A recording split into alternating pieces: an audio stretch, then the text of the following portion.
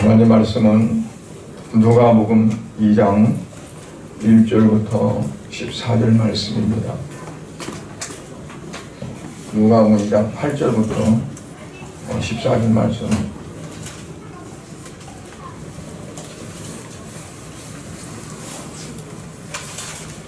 누가복음 2장 8절부터 14절까지를 읽겠습니다.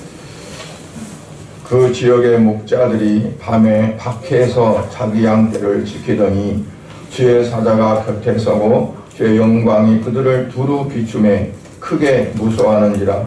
천사가 이르되 무서워하지 말라. 보라, 내가 온 백성에게 미칠 큰 기쁨의 좋은 소식을 너희에게 전하노라. 오늘 다윗의 동네에 너희를 위하여 구주가 나셨으니 곧 그리스도 주시니라. 너희가 가서 강보에 쌓여 그 위에 누워있는 아기를 보이니 이것이 너희에게 표적이니라 하더니 호련히 수많은 천군이 그 천사들과 함께 하나님을 찬송하여 이르되 지극히 높은 곳에서는 하나님께 영광이요 땅에서는 하나님이 기뻐하시는 사람들 중에 평화로다 하니라. 아멘. 잠깐 기도하겠습니다. 고마우신 아버지 하나님 감사합니다. 아버지 하나님께서는 창세전에 미리 이제 작정하시고 계획하신 하나님의 놀라우신 섭리에 따라서 이 땅에 죽어간 많은 사람들을 다시 그들을 살려서 영광을 받으시고자 구원의 계획을 가지시고 2000년 전에 이 땅에 독생자이신 예수님 이제 사람의 몸으로 아기의 모습으로 오게 하시고 그리고 우리의 모든 죄를 위해서 십자가로 가서 그 몸을 이제 십자가에 달려 죽으심으로 우리의 모든 죄를 사하시고 하나님의 양자 영을 주셔서 우리로 하여금 하나님의 아들, 딸이 되게 하심으로 오늘날 우리가 하나님을 향해 나아가며 아버지 앞에 기도하고 또한 아버지께 영광을 돌리는 그러한 복된 자녀들이 되게 하셨음을 생각할 때 참으로 감사를 드립니다. 이제 그 성탄이 내일로 다가왔습니다. 해마다 맞이하는 성탄이기에 무감각할 수도 있고 그냥 또 왔나보다 할 수도 있겠지만 이번 성탄은 다른 때와 다르게 정말 참된 마음으로 맞이할 수 있는 크리스마스 성탄절이 되게 해주시고 각자 우리 성도들의 심령 속에 그 예수님께서 우리 안에 계심을 통해 우리의 모든 삶이 하나님 앞에 정말 영광 돌리는 삶이 된다는 것을 체험하고 또 실제로 느낄 수 있고 우리가 그 가운데서 실증적인 삶이 되어져 갈 수 있도록 하나님 역사하시고 축복하여 주시옵소서. 이 땅에 진정한 평화가 예수 그리스도로 말미암아 이루어질 수 있도록 주님 함께 하시기 원합니다. 주님 우리의 마음에도 진정한 평화가 이루어지고 또한 우리의 모든 삶 속에 주님이 함께 하심으로 그 그리스도의 평강이 넘치는 복된 삶이 되어지도록 축복하여 주시옵소서. 예수 그리스도의 이름으로 기도드리옵나이다. 아멘. 여러분들은 어때요? 모든 삶이 평안하면 좋겠어요? 아니면 힘들면 좋겠어요? 다들 많은 사람들이 물어보나 마나 평안하기를 원하죠. 평안하기 위해서 편리한 것도 필요하고 또 평안하기 위해서 우리의 삶이 정말 평탄한 것도 필요하고 또 그 삶이 좀 평안하기를 원하지 곤고하고 힘들고 고달프고 그거를 즐기는 사람은 아마 한 사람도 없으리라고 봅니다. 그래서 흔히 옛날에 어른들이 말하기를 젊어서 고생은 돈 주고 사수도 한다, 그런 말을 했어요. 뭐 고생이 좋아서 그러나, 아니 젊은 때 고생해서 나중에 평안한 삶을 사는 것을 원하기 때문에 그런 거거든요. 젊어서는 뭐 힘도 있고 또 모든 것들이 이제 정말 한창 때니까 그때 고생은 그냥 괜찮다는 거예요. 나중에 고생하면 그것이 문제지 이제. 그래서 좀 노후에 안락하고 평안한 삶을 사는 것을 원해서 그런 말들을 합니다. 어쨌든 사람들은 고생하는 걸 원하지 않고 모두가 한결같이 공통점이 있다면 평안하기를 원하는 거라고 봅니다. 그래서 문명이 발달하고 또 새로운 문화들이 창출될 때도 가장 중요한 포커스는 뭐냐면 사람들의 편의주의입니다. 어떻게 하면 사람들이 편하게 살아갈까. 요즘에 뭐 가전제품이나 또는 우리가 생활하면서 이제 접하게 되는 어떤 사회적인 모든 그런 기구 같은 거, 모든 것도 사람들 어떻게 하면 편리하게 힘들지 않고 좀 살을까 하는 것들이거든요.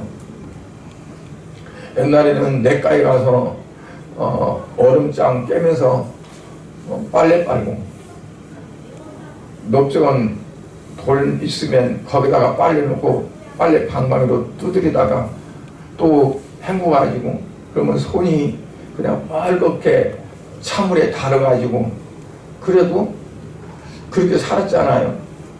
그런데 이제 그걸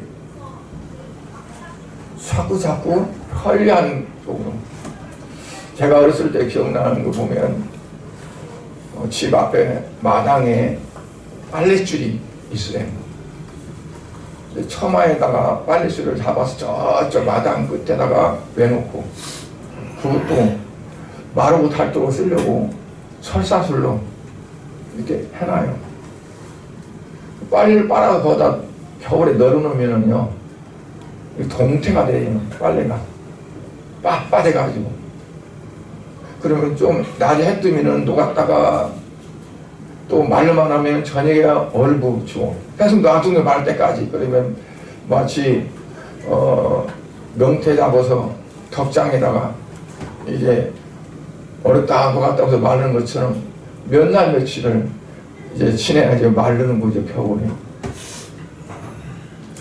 갈아입을 옷이 없으면 이불 속에 들어가 있어가지고 마를 때까지 기다리는 거예요. 근데 그게 요즘에는 이해가 안 되는 거잖아요. 요즘 젊은 사람들이 뭐 그런 시절이 다 있었냐, 그러고. 점점 그게 사람들이 어떻게 하면 편하게 살까 하는 그런 부분으로 이제 바꿔져 가요. 그래서 육신의 삶은 좀 편리하게, 그리고 정신적이고 영적인 삶도 좀 편안하게, 그걸 이제 추구해 나가는 거죠. 그러나 진정한 평안과 진정한 평안은 이 땅에 없다는 거죠. 그래서 예수님이 이 땅에 태어나실 때 오실 때, 그때 양을 치는 목자들에게 선사들이 공중에서 찬양하는 그게 뭐냐면, 지극히 높은 곳에서는 하나님께 영광이요, 땅에서는 하나님이 기뻐하시는 사람들 중에 평화다. 하늘에는 영광, 땅에는 평화. 즉 하나님께서는 영광을 받으시는 것이 하나님이 가장 원하시는 거라면, 이 땅에 있는 모든 사람들은 평안이 되어지기를, 평화가 있기를 가장 바란다는 거예요.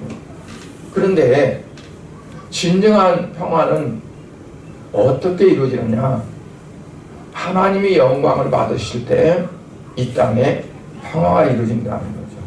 그래서 이 땅에 평화가 먼저가 아니라 하늘의 영광이 먼저입니다. 하나님께 영광이 되어지고 우리가 하나님께 영광을 돌리는 그런 삶이 되어질 때 이 땅에 그리고 내 가정에 내 삶에 진정한 평화가 이루어진다는 거예요. 그런데 많은 사람들이 그런 평화가 그냥 되는 줄 알아요. 가정의 평화는 그 가정의 가장이 뭘 잘하면은 가정의 평화가 이루어진 줄로 그렇게 생각하고, 한 나라는 그 나라의 지도자가 어떻게 정치를 하냐에 따라서 그 나라가 평화가 되어진다고 이렇게 생각을 합니다. 국제적인 거는 뭐 국제연합에서 유엔에서 또는 이게 세상의 평화나 그런 것들은 세상을 주도해가는 어떤 개혁자들이나 또 특별한 어떤 사람들에 의해서 세계적인 그런 평화가 이루어진다고 그렇게 생각을 합니다. 그러나 중요하고 근본적인 것은 뭐냐면 사람들이 한다고 되는 게 아니라는 얘기예요. 하나님께서 모든 것들을 주관하시기 때문에 하나님께서 우리에게 평화를 주셔야 평화가 있는 거지, 사람들 스스로 어떻게 해서 평화를 만들어 갈까 만드는 게 아니라는 거죠. 여러분, 아무리 태양이 뜨겁게 장렬하게 비친다 할지라도 구름이 낀다든가 아니면 안개가 자욱게 있다든가 그러면 그 햇빛이 비칠 수가 없잖아요. 그러니까 하나님은 항상 우리에게 따뜻한, 그리고 하나님의 은혜의 어떤 부분들을 계속 주시기를 원하시는데, 문제가 뭐냐면 세상에 우리 인간들, 그러니까 우리가 닫아놓고 그걸 받지 않으니까 결국은 하나님의 은혜가 우리에 임하지 않고 하나님 주시는 어떤 평화가 우리에게 그대로 전달되지 않는 거죠. 중간에서 차단되고, 그래서 그늘지고 흑암이 있고 어둠이 있는 그런 거란 얘기예요.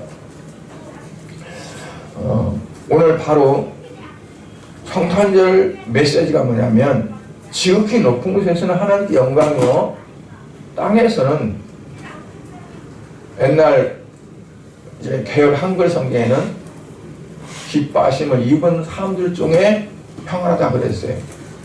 이 땅에서는 기뻐하심을 입은 사람들 중에 평안하다. 근데 이제 개정을 하면서 하나님이 기뻐하시는 사람들 중에 평안하고 이렇게 바꿨어요. 어떤 부분에서 보면 하나님이 기뻐하시는 사람들 중에 평화지만 그 기뻐하심을 입은 사람들, 하나님이 우리를 기뻐하시고 우리에게 어떠한 계획을 실천하시고 실행하시는데 그것들을 받아들이고 그거를 내 삶에 적용하고 내 모든 것에 그것을 정말 적용하는 삶이 되어지는, 그게 기뻐함을 입은 사람들이라고 표현하는 거죠. 그러니까 아무리 하나님께서 우리에게 어떤 계획을 가지시고 실행하시고 또 성취하신다 할지라도 그것을 나의 것으로 받아들이고 내 삶에 그러한 부분이 되어져야 하는데, 그렇지 않으면 안 된다는 거죠. 하나님은 끊임없이 이 세상의 모든 것들을 주관해 나가십니다. 내가 싫어하든 좋아하든 간에 하나님이 계획하시고 섭리하신 것을 그냥 실행해 가세요. 성취해 가세요. 그런데 그러한 것들이 내가 믿음의 눈으로 바라보고 아 이렇구나 그러면서 내 삶이 거기에 이게 하나 되어져서 그걸 누릴 때 어떻게 하면 내게 평안이 되어지는 거고, 그리고 내 삶에 어떠한 하나님의 그 은혜가 주어지는 그런 삶이 되어지는 거죠.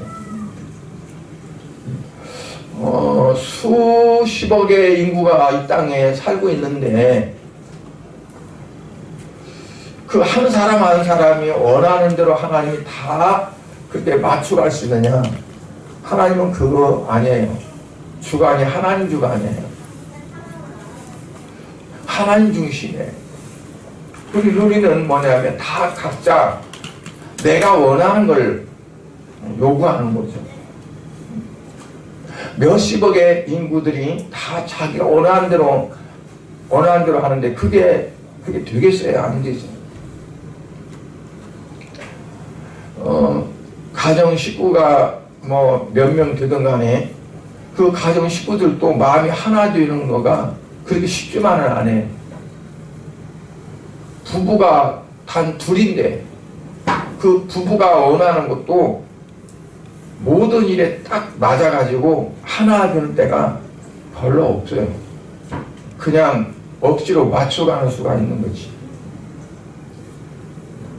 근데 하나님과 우리와 그 관계 속에서 어떻게 그걸 맞이하느냐. 하나님 중심이 되어지고 모든 사람들이 하나님의 뜻에 따라가고 거기에 맞춰가야 돼요. 거기서 우리의 마음에 평안이 올 수 있고, 그리고 또 위로가 될 수도 있고 그런 거죠. 그래서 하나님의 원하신 뜻이 뭔가, 하나님이 기뻐하시는 게 뭔가, 하나님이 기뻐하시는 사람들 중에 평화다고 되어 있어요. 그러니까 하나님이 기뻐하시는 사람들이라는 것은 하나님의 원하시고 하나님 뜻하신 게 있어서 어떻게 하셨는데 그거를 우리가 하나님의 뜻에 따라가면서 그 뜻이 내 안에서 이루어지고 성취되어지고 나타나게 하는, 그와 같이 하나 되는 삶이 되어질 때 그 가운데 진정한 평화가 있다. 그렇지 않으면 불안이 있고 두려움이 있고 평안이 있을 수가 없다는 거죠. 그래서 우리가 오늘 성탄절을 맞이하면서 이게 진정한 평안은 어떻게 이루어지느냐. 만약에 이 땅에 진정한 평화가 있었다면 예수님 오실 필요도 없었겠죠. 그렇죠. 그런데 사람들은 평화를 원하지만 평화가 있지 못해. 그러니까 이 땅에 예수님께서 이제 오시게 된 거거든요. 오늘 11절 12절에 보면 오늘 다윗의 동네에 너희를 위하여 구주를 하셨으니 곧 그리스도 주시니라. 오늘날 다윗의 동네에 구주만 하셨으니, 너희를 위해서 구주만 하셨으니 바로 곧 그리스도 주시다. 그 말은 뭐냐면 너에게 진정한 평화, 진정한 위로, 진정한 샬롬이 되기 위해서 구주가 오셨는데 그분이 바로 구약에서 계속 하나님께서 선지자를 통해서 예언했던 그리스도, 즉 메시아 그리스도라는 얘기예요. 근데 그 아기로 오신 그가 어떻게 우리의 구주요, 우리의 그리스도냐, 어떻게 이걸 믿으라는 거냐. 그것도 뭐 예루살렘 그 성에 태어난 것도 아니고 유명한 높은 가문의 집에 태어난 것도 아니고 정말 부잣집에 오신 것도 아니고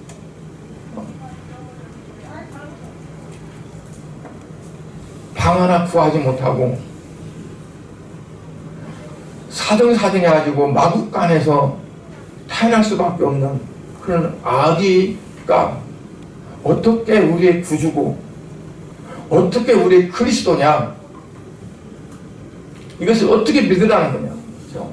그런데 이게 분명히 맞다, 그게 그리스도다 그러면서 표적을 주셨다는 거예요. 표적은 뭐냐면 증거라는 얘기입니다. 이 아기가 바로 구주요, 우리를 위해서 오신 구주요, 그리스도라는 증거라는 얘기예요. 아니, 증거 같으면 좀 확실한 증거를 보여줘야지. 옛날에 우리나라 같은 경우는 뭐 알이 있었는데 그 알을 참 막 빛나는 알이 있었는데 그 알을 잡았더니 그 알에서 깨어나가지고 사람 아기가 태어나가지고 그래서 기말지 또는 뭐 박혁거세, 어떤 우리 당구는 뭐냐 한웅이 내려가지고 뭐 곰하고 결혼해가지고 그래가지고 아들을 낳았다. 뭔가 좀 이렇게 좀 멋있고 뭐 짠하고 할 만한 어떤 것들이 증거가 돼야 되는데, 구유에 봐라, 그 아기가 강보에 쌓여 구유에 누워있으리니 그것이 바로 표적이다, 증거다는 얘기예요. 우리의 구주요, 우리의 그리스도가. 그걸 어떻게 믿으라는 거예요?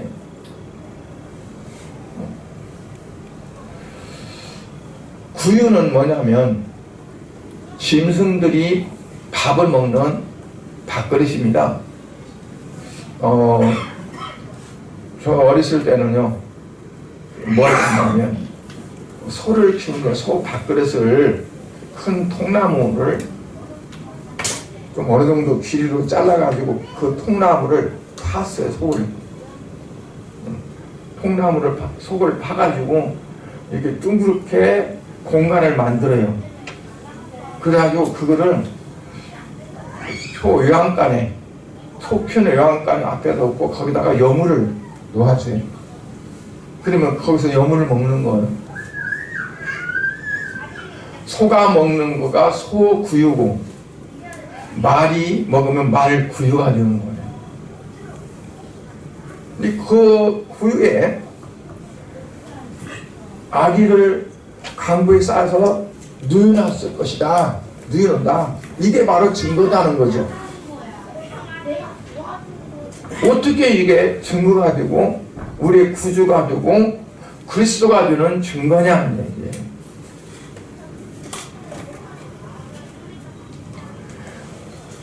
좀 하나님께서 어떤 표적을 주시고 증거를 주신다면 좀 멋있는 것을 주실 수도 있잖아요. 하나님께서 노아 때 홍수가 나서 다 세상을 멸했는데 나중에 홍수가 그치고 묻이 드러나고 그리고 이제 다시 노아의 식구들이 방주 밖에 나와 있어 일상생활로 돌아갈 때 하나님께서 주신 표적 증거가 뭐냐면 무지개였어요. 7빛깔 무지개, 찬란하게 무지개를 주시고 이게 바로 증거다. 무슨 증거냐? 다시는 내가 너희를 물론 이 세상을 심판하지 않겠다 하는 증거를 주셨거든요. 무지개는 지금도 보면 아름답잖아요. 언젠가 이렇게 차 타고 가다가 저 비가 부슬부슬 떨어지는데 건너편에 무지개가 쫙 서 있어 봐요. 그러면 기분이 좋아요? 무지개 쳐다보면 야, 저 무지개 있다. 저 어렸을 때는 그 무지개에 꽃 있는 곳을 찾아가려고 막 뛰어가는 적이 있어요. 가니까 없어. 무지가 저쪽에 가 있는 거예요. 무지가 이렇게 둥글게 땅에 꽂혀 있는데 어디가 꽂혀 있을까 하고 쫓아갔더니 없어요. 그런데 그런 증표도 아니고 그래요. 왜 하나님께서 그 말 구유에 누워있는 것이 증표라고 할까? 이것이 도대체 뭐가 연관이 될까? 우리의 죄와 연관입니다. 하나님께서 인간에 대한 죄와 연관이 되어져서 그 죄를 해결하려고 하는 그 부분에 말 구유에 예수님이 누워있는 거죠. 로마서 3장 23절에 모든 사람이 죄를 범하였음에 하나님의 영광에 이르지 못했다. 하나님 앞에 영광을 돌리는 삶을 살지 못했다. 하나님께 영광이 될 때 이 땅에 평화가 있다고 했는데 하나님께 영광이 되지 못하고 가려진 게 뭐냐면 인간에게 죄가 있기 때문에 그렇다는 거예요. 이 죄를 해결해야 된다는 거예요. 그런데 문제가 뭐냐면 어떻게 어린 아기가 이 아기가 말 그에 누워있는 그게 죄를 해결할 수 있는 근본이 되냐는 거죠.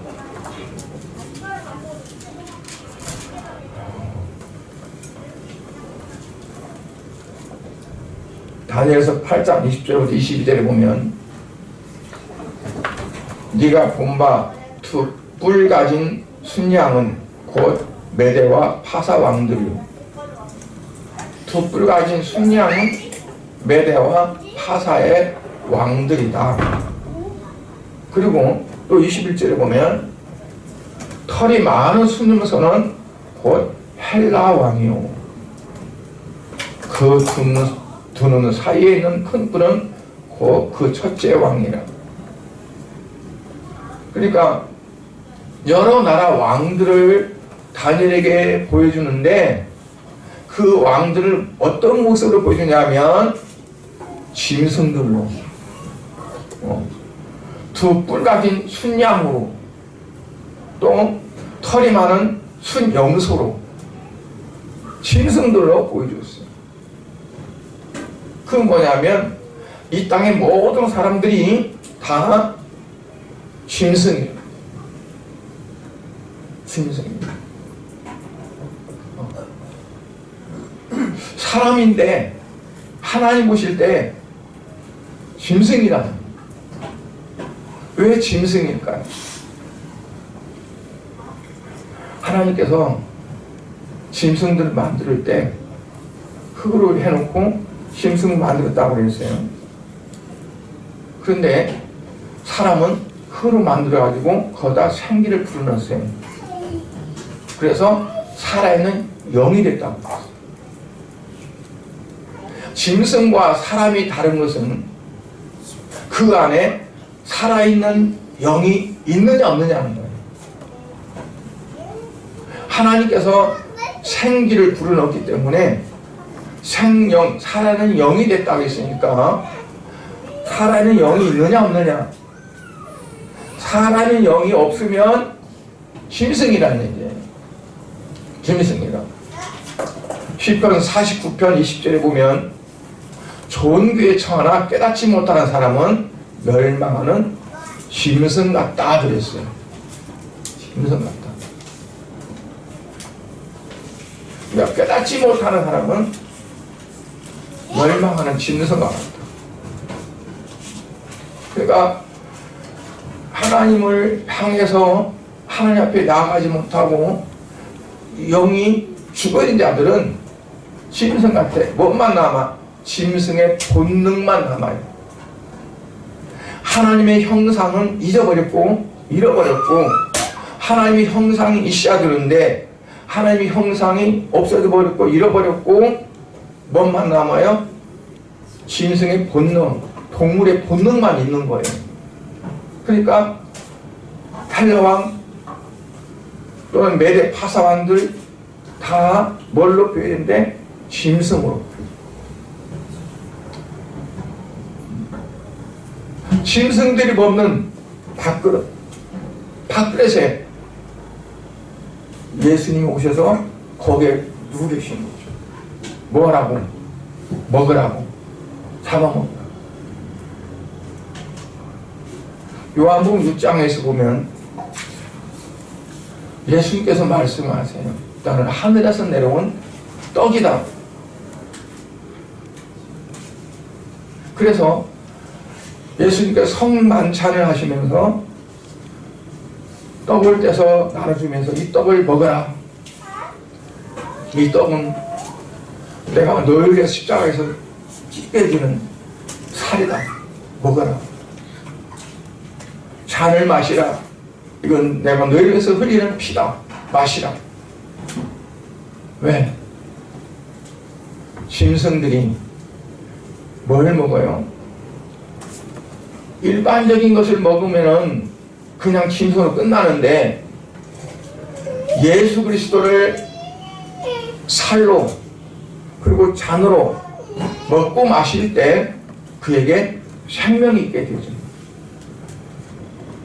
진정한 평화가 주게 오는다는 거예요. 그래서 우리가 예수 그리스도께서 이 땅에 오신 그리고 그 예수 그리스도를 우리가 믿는 그 믿음 자체가 뭐냐면 믿는 것 그 자체가 뭐냐면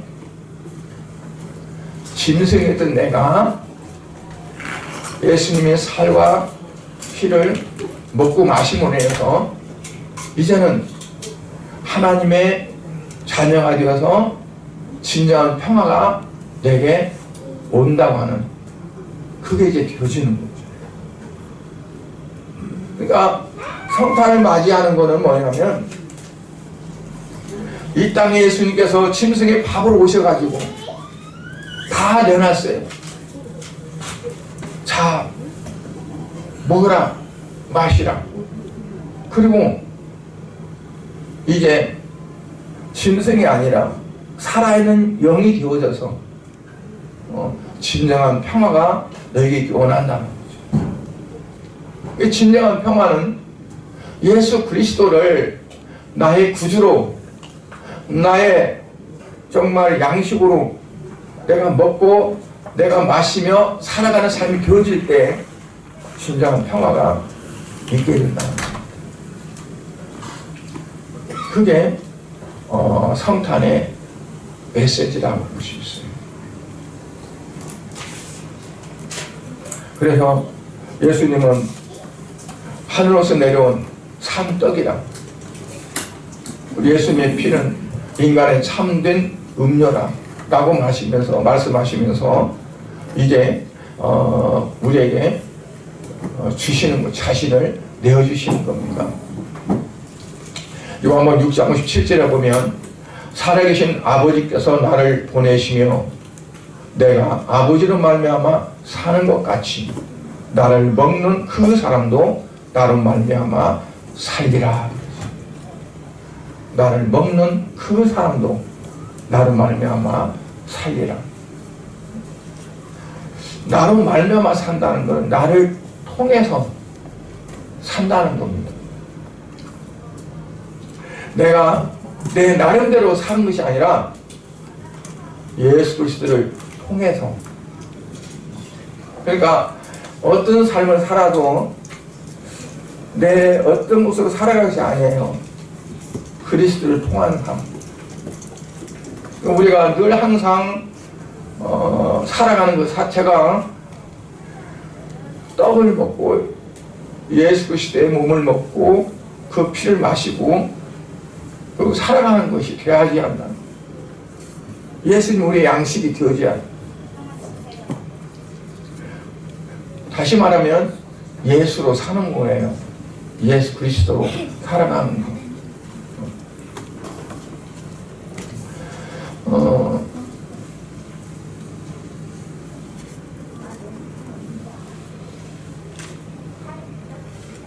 예수님께서 이 땅에 오신 그 구주 탄생은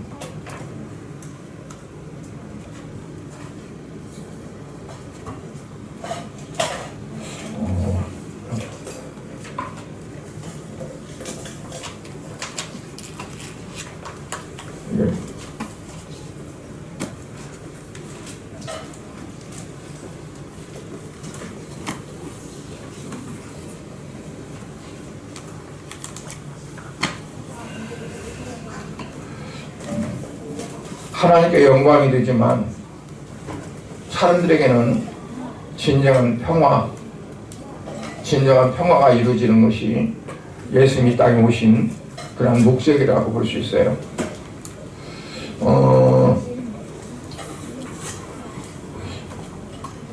예수님이 땅에 오신 구주 탄생은 결국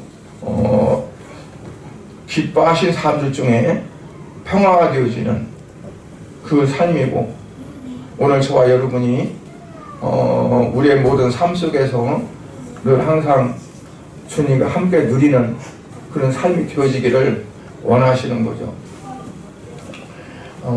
제가 요즘 들어서는 많이 좀 이렇게 생각을 합니다. 저녁에 자기 전에 꼭 한 30분씩은 제가 기도를 합니다.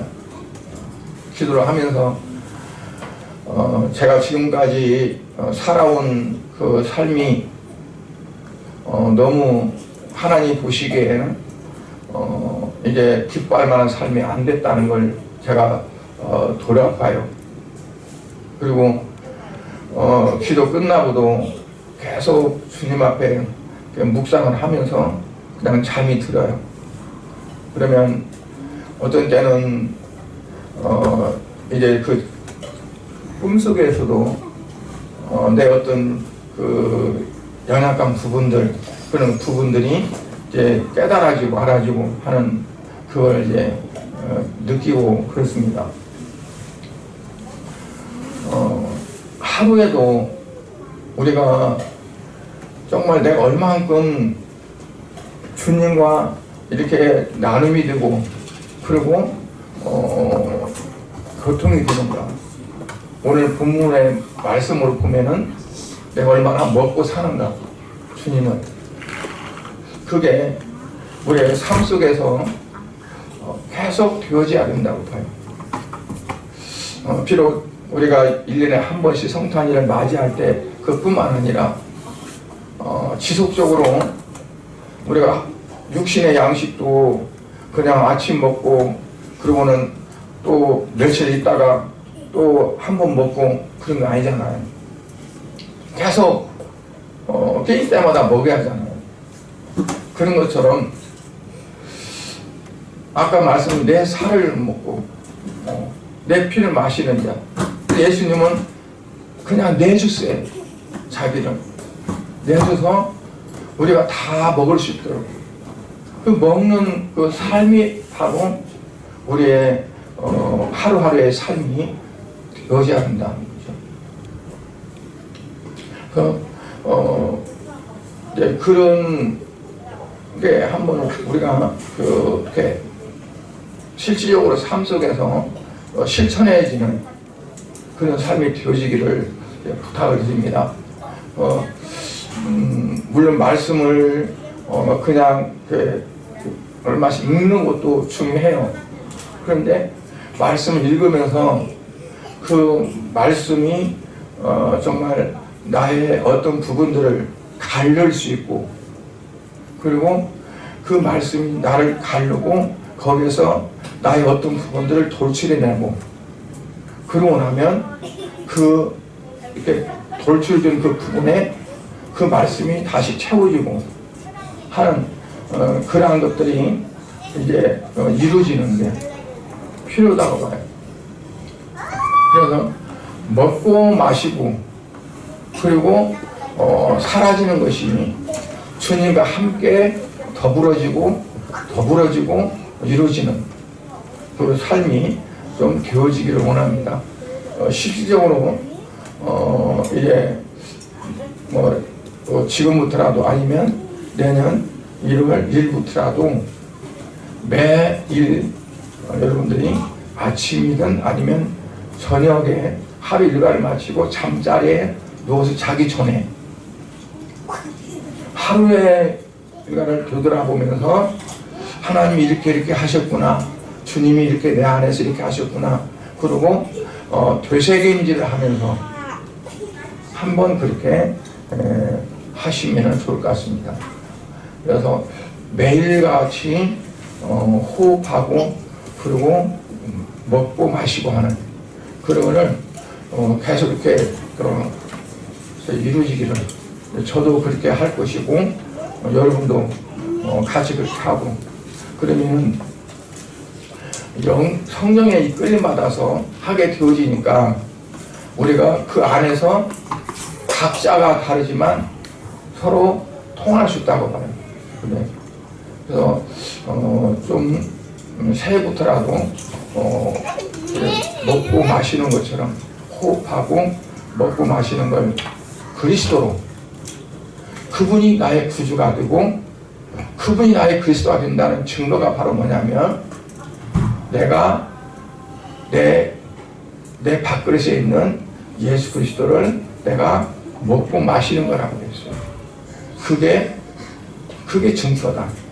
그러니까 우리가 그 부분에서 예수님이 나를 위해서 자기 몸을 내놓으시고 내게 살로 그리고 떡으로 그리고 잔으로 내게 주셨다. 내가 이걸 먹을 때 내가 예수 그리스도로 살게 된다 하는 것을 생각하면서 여러분들이 그 같은 부분에서 매일매일 그런 삶을 살아보시기를 주의 이름으로 부탁을 드립니다. 기도하시겠습니다. 하나님 아버지, 주님의 은혜와 사랑을 감사를 드립니다. 오늘 우리에게 오신 예수님은 어떤 진리를 선포하고 특별한 어떤 것들을 소개하고 하기 위해서 오신 것이 아니라 친히 자기 몸을 내주시고 우리의 양식으로 주시고 그 양식을 먹고 마시고 우리가 더 이상 짐승의 삶이 아니라 정말 하나님의 자녀로 생명을 가진 자로 살기 위해서 오셨음을 말씀하고 있습니다. 아버지 하나님, 우리가 예수님을 믿고 그리고 어떤 참된 진리를 깨닫고 그리고 그 진리가 나를 자유케 하는 그 삶으로 끝나는 것이 아니라 예수님이 내 안에 양식이 되어서 내 안에 생명으로 움직이고 살아가고 하는 모든 삶이 되기를 원하신 줄 믿습니다.